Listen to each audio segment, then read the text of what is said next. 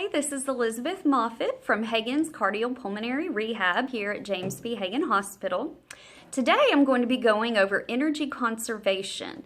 Now, this is so important for people who have lung disease or problems breathing, because if you know how to better conserve your energy, you're going to be able to do more with getting less fatigued and tired, okay? So to start with, you want to make sure that you're always using the proper breathing techniques that I've taught you already. You're going to be inhaling through your nose slowly. Now, the reason you want to inhale through your nose specifically is because your lungs prefer that method. Now, what I mean by that is that when you breathe in through your nose, your nasal passage acts as a filter. So anything that maybe if you breathed in through your mouth, any kind of particles that are in the air, those could potentially get in your lungs, causing a little bit of a reaction.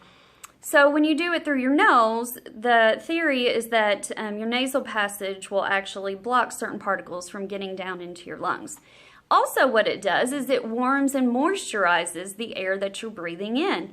So your lungs like that. They like the warm air rather than the cold air, which a lot of you know if you happen to be someone that is particularly affected by cold air. So breathing in through your nose is very, very important. The other important part is to breathe out slowly through pursed lips. You want to make sure that you're giving your lungs enough time to do their job, which is to exchange gases with your blood. So when you're breathing in, your body is actually taking in oxygen, okay? So it's taking it in from the air, and then it's taking carbon dioxide out of your blood, and when you breathe out, you're going to breathe out that carbon dioxide.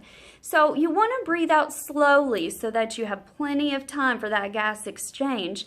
If carbon dioxide begins to build up in your blood, it can be quite dangerous. So this is one way to help with that, is breathing out slowly, twice as long as what you breathe in, through pursed lips, okay? So the diaphragmatic breathing in through your nose and then the pursed-lipped breathing out through your mouth, you do need to be practicing these 2 to 3 times a day. Now, so when you're doing your energy conservation techniques, you always want to breathe like that as well, okay? So a couple of pointers for the energy conservation. For one, a lot of people struggle with the fact that they can't do what they used to be able to do. And the problem is that you feel like you should be able to do more and you just can't. But I'm here to tell you that you can still do what you used to do. You just might not be able to do it as quickly, okay? So the point is that you want to pace yourself.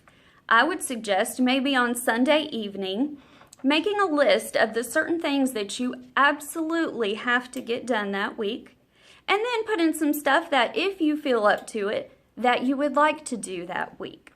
Now, most people will have a particular time of the day when they breathe better than other times of the day.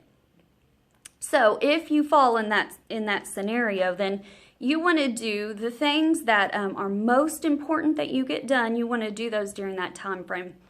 So if you feel better at between like 11 a.m. and 1, that's when you want to get the bulk of your stuff done if you can. Also, you want to make sure that you're pacing yourself. So what I mean by that is you want to do everything you can to not be rushed. So try to plan out your day and follow a schedule. You always want to allow time for yourself to rest in between things that you're doing, okay? It's not always the best thing to just push through not being able to breathe very well to get something done. It's always better to take the time that you need to rest and then go back into the task. Another thing is that you always want to, if you're up moving around, you want to walk slowly. Also, when you have the opportunity to sit, you want to do that as well. So even if you're doing dishes by hand, you can pull a chair up to the sink and sit while you do that. And that's with anything else that you're going to do. Like for instance, laundry.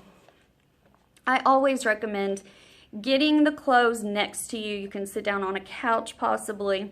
And then doing folding, putting it on hangers, doing that with everything next to you. It's also more difficult on you if you're going to be reaching up to grab things or bending down to grab things. Both of those take extra energy to do, so I recommend you could use a tool of some kind, like a grabber or a reacher that has the little claw on it to get stuff that's too high or too low.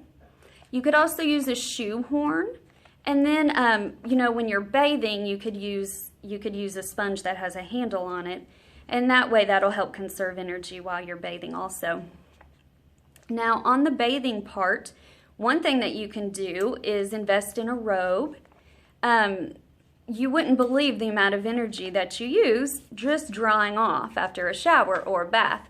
So if you get a robe, a nice absorbent robe, you can put it on when you get out and just let it absorb the water, and don't even worry about drying your whole body off after you've already exerted yourself in the shower. A lot of times you just don't have the energy to do that.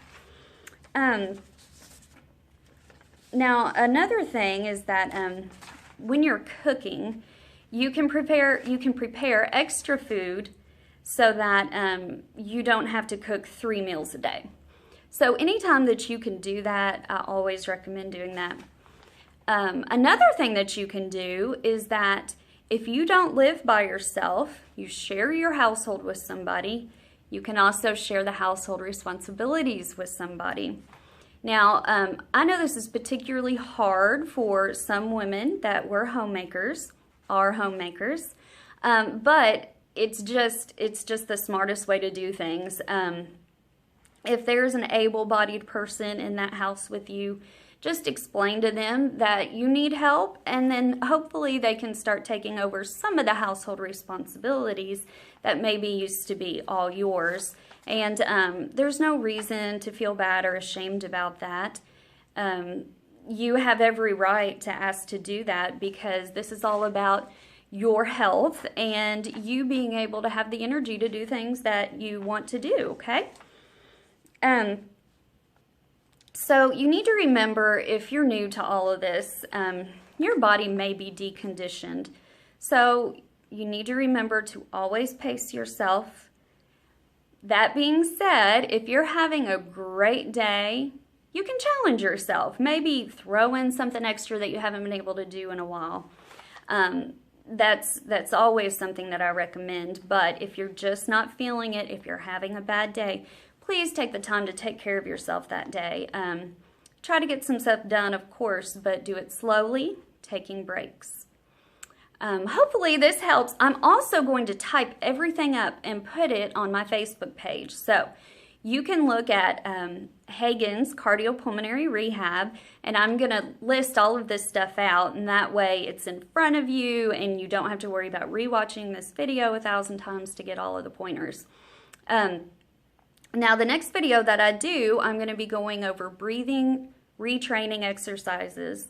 So what this will be is exercises that are going to retrain you how to breathe, as well as increase the strength in the muscles that you need to breathe. So until then, you all have a good day. Thank you.